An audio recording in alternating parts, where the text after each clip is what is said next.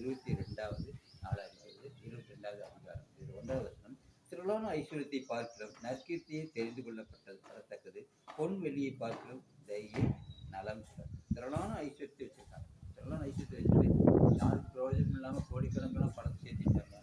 பார்த்தா கொள்ளையடிச்ச பணமாக இருக்கும், நீதியாக இருக்காது. அப்போ நற்கீர்த்தி கிடைக்குங்களா? புகழ் கிடைக்குமா? எதுவுமே கிடைக்காது. உங்கள் பணம் நீங்கள் அழிஞ்சிங்கன்னா அதோடு முடிஞ்சிடும். அப்போ நிறைய பணக்காரர் இருக்காங்க. ஒரு பணக்காரர் தெரியும். பணக்காரர் பார்த்தீங்கன்னா அவர் ஏழைகளுக்கு உதவி செஞ்சு ஹாஸ்டலில் வச்சுட்டு நிறைய ஆர்கனைஸ் பண்ணிட்டு அதுக்காக நிறைய செலவு பண்ணாராம். அவர் இறந்தப்போ பார்த்தீங்கன்னா நிறைய ஐஸ்வர்யங்கள் வந்தாங்களா. மற்ற ஐஸ்வர்யனை விட இவர் நல்லா அடக்காரது பண்ணாங்க. நிறையா பேர் வந்திருந்தாங்களாமா. காரணம் என்னன்னு கேட்டோம்னா அவர் ஏழைகளுக்கு எத்தனையோ உதவி செஞ்சாராமா. நிறைய பணம் சம்பாதிக்கிறார்.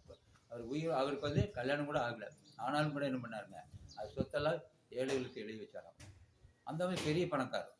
அப்படி இருக்கணும். நம்ம அப்போ தான் நற்கீர்த்தி கிடைக்க முடியும். பணத்தை சேர்த்து வச்சுட்டு பணத்தை நாளைக்கு எதாவது கொண்டு உங்களுக்கு பணம் கூட வருமா? வராது. அப்போ நீங்கள் சம்பாதிக்கிற நல்ல வார்த்தை சொல்லிக்க நற்கீர்த்தி தான் உங்கள் கூட வரும். புண்ணியம் எதோ புகழ் எதுவோ அது என்ன பண்ணுவாங்க, தேவனுக்கு பிரியமான காரியங்களாம் இருக்கும். பணம் சம்பாதிக்கலாம், இப்படி வேணாலும் சம்பாதிக்கலாம். ஆனால் தேவனுக்கு பிரியமில்லாத காரியங்கள் சம்பாதிச்சு அது நற்கீர்த்தியாக இருக்காதுங்கிறப்ப. விவேகி ஆபத்து கண்டு மறைந்து கொள்கிறான், பேதிகள் நெட்டுக்கு போய் தண்டிக்கப்படுகிறாங்க. விவேகம் என்ன பண்ணுவான், ஆபத்து வர்றப்ப தள்ளி போயிடுவான், ஓடி போயிடுவாங்க, மறைஞ்சிடுவான். ஆனால் சிலர் என்ன பண்ணாங்க, பேதைகள் பண்ணுங்க தண்டி நேரில் போய் விழுவாப்புல. ஒருத்தக்க குடிச்சிட்டு அகலை பண்ணிட்டு இருக்கான்னு என்ன பண்ணுவாங்க, நேருக்கு போய் தடுக்க போறேன்னு சொல்லிட்டு என்ன பண்ணுவான், போய் மேலே விழுந்துருவான். விழுந்து அவன் தான் அடி வாங்கிட்டு வருவான். ஆனால் விவேகம் என்ன பண்ணுவான், தப்பிச்சு பேசாமல் போயிடுவாங்க. அப்போ நம்ம விவேகம் நடக்கணும். எந்த இடத்துல பேசணும், என்ன பேசணும், எப்படி நடக்கணும் என்பதை நீதிமான்கள் கேட்டு அதன்படியாக நடக்க வேண்டியதாக இருக்கிறது சொல்வார்.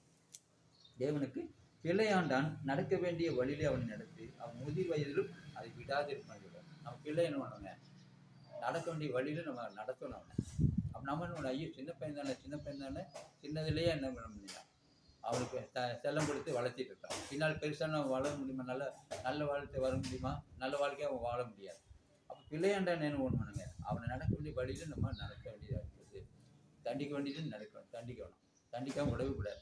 சின்ன பிள்ளை தான் தூங்கிட்டு விட்டுருந்தீங்கன்னா கடைசியில் அவன் தூங்கிட்டா தான் எப்பவும் தூங்கிட்டு இருப்பான்.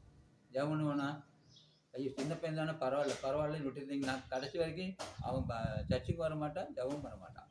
அப்போ நம்ம சின்ன பையனாக இருந்துட்டு 5 மணிக்கு எந்திரிப்பான், 5 மணிக்கு எந்திரிச்சு ஜெபம்னு சொல்லி பாருங்க, அவன் அப்படியே பழக்கமாக இருப்பான். ஒரு பெரிய ஊழிக்காரர் இருந்தாரம்மா, ஊழிக்காரர் என்ன பண்ணுவாரம்மா, அவர் ஜெபம் பண்ணிட்டு இருப்பாராம். அதை பார்த்துட்டு அந்த பையன் அவனை உட்காந்து ஜெபம் பண்ணுவான்.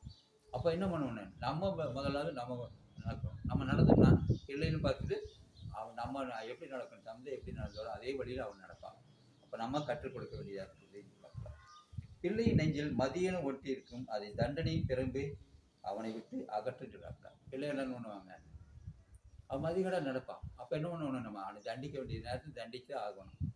அப்போ பிறந்த கையால் தன் மகனை பகைக்கிறான்னு சொல்லியிருக்காங்க. ஏன் சொல்லியிருக்காங்க அப்படின்னா, பிள்ளையாளு தப்பு செய்கிறப்ப அவனை தண்டிக்கணும். தந்தை அப்புறம் நம்ம அப்பா ஏசப்பா என்ன பண்ணுவார், எல்லாரும் கொடுப்பார், எல்லாம் கொடுத்துருப்பார். கடைசியில் என்ன பண்ணுவார், அவன் மதிகடாக இருந்தான்னா அவனை தண்டிக்க கொடுக்கிறார்.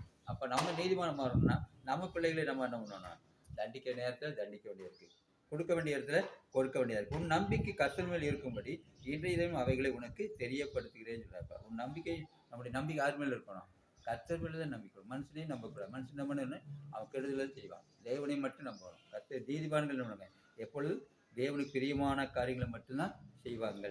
உன் பிதாக்கள் நாட்டின பூர்வ எல்லைக்குறியை மாற்றாதீங்க. அப்போ நீதிமான் என்ன பண்ணுவாங்க, எவ்வளோ கஷ்டம் வந்தாலும் சரி எல்லைக்குறியை மாற்ற மாட்டாங்க. ஒரு இடம் வாங்கினாங்கன்னா அந்த எல்லைக்குறி அப்படியே தான் இருக்கும்.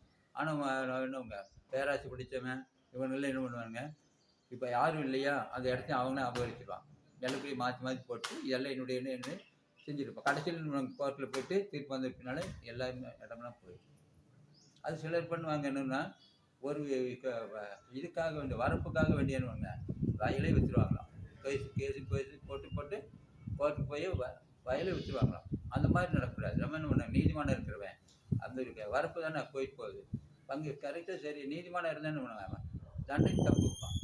அப்போ நம்ம நீதிமானம் இருக்கணும்னு என்ன பண்ணுங்க, நம்ம பூர்வ எல்லைக்குறையை மாற்றக்கூடாது. நமக்கு உண்டானது இருக்கா, இது தேவன் கொடுத்தது, அதில் இருக்கிறது நமக்கு வேணும், என்ன கிடைக்குமோ அது பார்க்கணும். தன் வேலையை ஜாக்கிரதையை இருக்கிறவனை கண்டால் அவன் நீச்சருக்கு முன்பாக நின்று அவன் ராஜாக்களுக்கு முன்பாக நிற்பான்.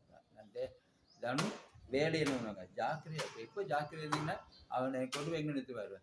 ராஜாக்கள் முன்பாக நிறுத்துவாராம். யோசிப்பு என்ன பண்ணிட்டான்? யோசிப்பு நீதிமானம் இருந்தாலும் பாவத்துக்கு அடிமையாகவும் இருந்தான், பரிசுத்தமாக இருந்தான். அவனை கொண்டு போய் என்ன பண்ணுங்க நீதிமான் வந்து ராஜாக்கள் முன்பாக நிறுத்தி அந்த தேசத்துக்கு அவன் அதிபதியாக மாற்றான். அப்போ நம்ம நீதிமானாக மாறி தேவனுக்கு முன்பாக பரிசுத்தமாக உண்மையாக இருந்தால் நம்மளை நீதிமானாக மாற்றக்கூடியவராக இருக்கிறார்.